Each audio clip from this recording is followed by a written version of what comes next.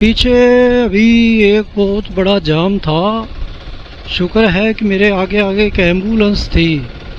तो एम्बुलेंस इतना तो बनता भाई। मिलिट्री जा रही है नेपाल की, ब्लैक यूनिफॉर्म में यहाँ की पुलिस रहती है। आर्मी की जो यूनिफॉर्म है वो अपने इंडिया वाले आर्मी जैसी है। बहुत ही जगह कंस्ट्रक्शन का कार्य चल रहा है। रोड के ऊपर हाईवे ऐसे मानो गली टाइप हो गया। कदम कदम पे आगे पानी, कीचड़, गड्ढे बड़े बड़े। यहाँ साथियों देखो, मोड़ से मुड़ते हुए कितने लोकेशन बढ़िया बढ़िया आ रही है। ऑटोमेटिक हम देख पा रहे हैं कैमरे। इधर छोटी एक नदी बहती है साथ साथ में। ये तो छोटी है, बंद है। देखो आगे रास्ता फिर वैसा, वो और कोई पुल बन रहा है, कुछ बन रहा है वहाँ। क्योंकि ये समस्याएं तो पहाड़ी इलाके में होती ही होती है। सड़क का बार बार टूट जाना, उसकी रिपेयर में टाइम लगना, फिर टूट जाना, ये तो यथावत चलता रहता है। हाईवे डिपार्टमेंट का काम कभी रुकता नहीं है। इन सड़कों पे नेपाल में मुझे सोलो राइडर कोई एक ही मिला, सिर्फ दो ग्रुप मिले थे। और बीच में दो तीन जने तो कई बार मिले हैं। इधर या तो अभी और ठंड होने का इंतजार कर रहे हैं दूसरे भाई लोग, या फिर सब लोगों ने देख लिया और मैं लास्ट में हूँ। कुछ तो गड़बड़ है। और यहाँ एक बात और बताऊं कि लगभग जहाँ भी मैं रुका हूँ या जिनसे भी कोई बातचीत हुई, उन्होंने ये पूछा बड़े हैरान हो के, अकेले राजस्थान से अकेले चलते हो? उनको बड़ी हैरानी होती है यार। मैंने कहा यार ऐसे हैरान होने वाले हमारे इंडिया में भी बहुत है। ये है रोड का हाल। खैर अब की बार बड़ी गाड़ी होने से ये बेनिफिट है कि इस चीज़ से मुक्त है कि कुछ गड़बड़ हो जाएगी। पहले साउथ राइड पे मैं गया था तो वहाँ ले गया था हॉर्नेट। तो उसके ऐसी जगहों पर जहाँ कहीं भी 2-3 बार कोई गड्ढे वड्ढे में गाड़ी लगी तो शॉकर लीकेज हो गए, वहाँ शॉकर हमें करवाने पड़े। लेकिन यहाँ मुझे नहीं लगता ऐसी नौबत आने वाली है तो वहाँ से ज़्यादा बुरा हाल है यहाँ पर। अब की बार अपने पास गाड़ी बड़ी है और ऑफ रोडिंग की बाइक है, टूरिंग बाइक है, इसलिए इसके मज़े खूब मिल रहे हैं। पता नहीं कब ये यदि इस हिसाब से चलता रहा, ऑफ रोडिंग आती रही तो टाइम तो लगेगा भाई, टाइम बहुत लगेगा। इन ऑफ रोड के चक्कर में अच्छी लोकेशन भी मैं कई जगह खो बैठूंगा। कुछ भी है, विदेश में जाकर के इन चीज़ों का विशेष तौर पर ध्यान रखना पड़ता है सोलो राइडर को कि सेफ जगह समय पर पहुंच जाए। दिन में जहाँ मर्जी घूमो, यहाँ कोई टेंशन नहीं है, कोई डर नहीं है। नेपाल में तो आगे के आगे देखेंगे। देखो यार ये जेसीबी जिंदाबाद। बोलो कहाँ से निकालें गाड़ी? भाई तो रुक जाता है यार, उधर कोई रास्ता ही नहीं है। ओए होए होए होए होए, ये क्या हुआ रे, क्या हुआ? बाहर कहाँ से आया यार? कुछ देख ही नहीं रहा।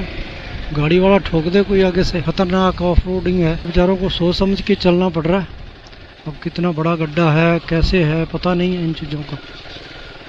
ये बसों वाले तो यार बंदे अजीब ही होते हैं, इनसे समझदारी की उम्मीद नहीं की जा सकती। लेकिन ऐसा नहीं है सभी, कुछ तो 1-2 जगह पीछे से ऑफ रोडिंग में जैसे बाइक देखी, ये केवल मेरी बाइक ही नहीं, कोई भी ऐसे उनके साथ ही ऐसा ही वो, तो उसने भी पीछे गाड़ी रोक के वेट किया कि निकल जाने देते हैं बाइक वाले को। बढ़िया जो विचार के लोग होते हैं उनके काम से ही पता चलता है। इफ यू डू वेल, यदि आप अंत अच्छा चाहते हैं, परिणाम तक पहुंचना चाहते हैं, अच्छे परिणाम तक पहुंचना चाहते हैं तो अच्छा करो। अब रोड थोड़ी बढ़िया आई है, चलते हैं फिर आगे मिलते हैं। यस, ये बंदा वैन वाला बहुत स्लो चल रहा है, अपने हिसाब से तो तेज ही चल रहा होगा यार। तो यहाँ का यार क्या अच्छा क्या बताएं यहाँ का आज के टूर का। आज तो ये हाईवे है और सारा का सारा इसका कंस्ट्रक्शन का काम चल रहा है। और जहाँ 4 घंटे में पहुँचने वाला था, अब देखो सामने गुब्बार कितने मिट्टी के उड़ रहे। ये एक ब्रिज है किसी नदी का, नदी यही कोई नदी होगी, जाऊँ पाऊँ, बढ़िया सा नाम भी हो सकता है। चलो खैर चलते हैं, धूल मिट्टी से निकलते हैं। इधर भी देखो चल रहा है काम, धड़ल्ले से मिट्टी ही मिट्टी, धूल ही धूल। उन्होंने ये बताया रास्ते में कि आगे काठमांडू में और भी गर्मी है। तो मैं तो ठंडे के हिसाब से काफ़ी लेके आया था अपने जैकेट वगैरह, वो साथ में इतना बाहर ढोया, लेकिन मुझे नहीं लगता कि वो काम आने वाला है। फिर भी अपने को तो अपनी सुरक्षा रखनी है, चाहे कहीं भी जाए, मौसम कभी भी पलटा खा सकता है। No tension. ये देखो यहाँ इतनी गर्मी लग रही है इनको भी, यहाँ छाता ले लेके चलते हैं, बंधु 32 डिग्री तापमान है, कोई इतना ज़्यादा नहीं है अपने हिसाब से, लेकिन इनको बहुत ज़्यादा लगता है। यहाँ खास तौर पर लेडीज लगभग छाता लेके ही घूमती है, और कई बंदे भी जो एसी में सोने के आदी होंगे। ये देखो इधर ये स्कूल के बच्चे खड़े हैं, सब ने छाते ले रखे। ये तो है मल्टीपर्पज है छाते, धूप से भी बचाते हैं इनको, और बीच में बरसात कभी हो जाए तो बरसात से भी बचाते।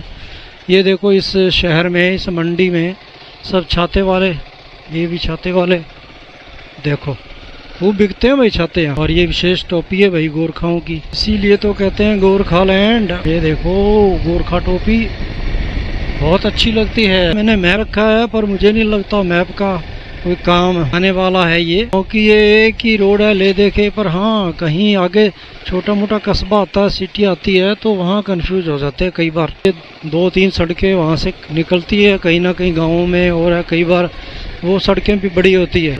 यदि ऐसा ही सारा कंडीशन है तो फिर जाना पहचाना सा हो जाएगा, जिस तरफ गड्ढे ज्यादा है उस तरफ चलते जाओ, काठमांडू आ जाएगा। है भाई हवाई जहाज है क्या? ये बसें भी अपने राजस्थान वाली बसें ही हैं। मैं जब उधर से आया था महेंद्र नगर से पोखरा की ओर, तो वहाँ पेट्रोल रास्ते में मुझे नहीं मिला, कई पेट्रोल पंप बंद थे, ऊपर लिखा हुआ था कि नो पेट्रोल। वहाँ ऐसे लगा था भी ये सही किया जो मैंने ये जेरी कैन लगा लिए तो इसमें 5-5 लीटर आ जाता है, 10 लीटर एक्स्ट्रा रहता है। तो मेरे पास एक जेरिकन में था 5 लीटर। फिर भी मैं लास्ट तक मैंने कहा जब तक ये चलते चलते बिल्कुल टंकी खाली हो जाए और अपने आप बंद नहीं हो जाए तब तक मैं चलता हूँ, क्या पता तब तक कोई पेट्रोल पंप आ जाए। तो ऐसा ही हुआ, 10-12 किलोमीटर और चलनी थी बाइक, क्योंकि ये स्क्रीन बता देती है कितना किलोमीटर शेष है जब ये कम पेट्रोल हो जाता है इसके अंदर। तो उसके बाद आगे जब गया, एक सिटी आई तो उसमें पेट्रोल पंप मिल गया, वहाँ काफ़ी लाइन लगी हुई थी, लेकिन फिर भी वहाँ मैंने दूसरा जो कैन है इधर वाला लेफ्ट हैंड वाला वो भी भरवा लिया, फिल करवा लिया। तो तब से मैं ये 10 लीटर साथ लेके ही चल रहा हूँ।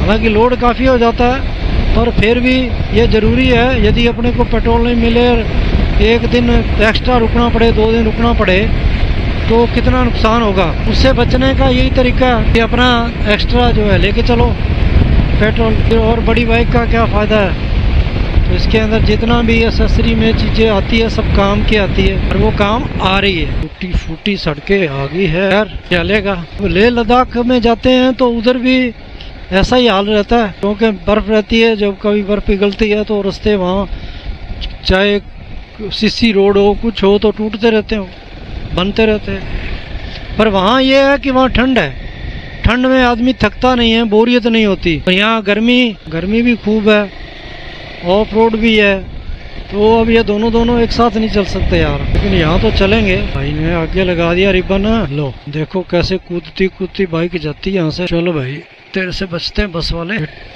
टूरिस्टों की बसें जो हैं वो बाहर से आती, वो बढ़िया कंडीशन की होती।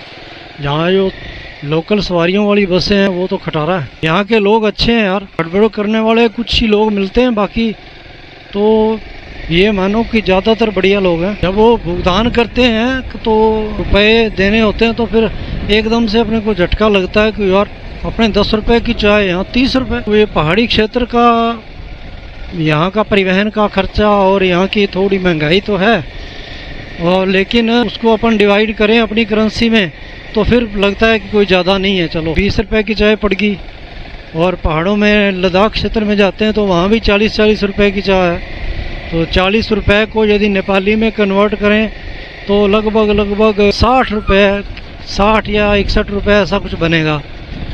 तो यहाँ यदि 60 रुपए चाय के लें तो फिर पहाड़ी क्षेत्र वाले तो लेह लद्दाख के बराबर ही है, लेकिन उससे तुलना में तो फिर कम हुआ। कोई 25 रुपए ले लेते हैं चाय के, कोई 30 रुपए लेते हैं। और यहाँ डिस्पोजल कप बहुत कम चलते मैंने देखे, जहाँ भी चाय वाय पी है ज़्यादातर कांच के गिलास देते हैं।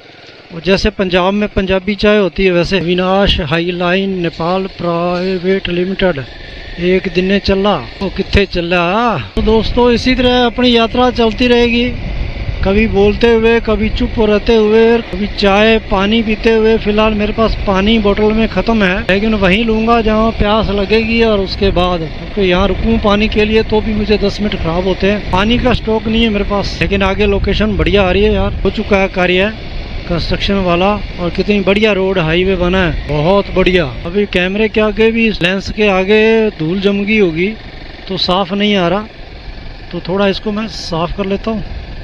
अब देखो, हाँ इधर बढ़िया हाईवे भी आपको दिखा देते हैं।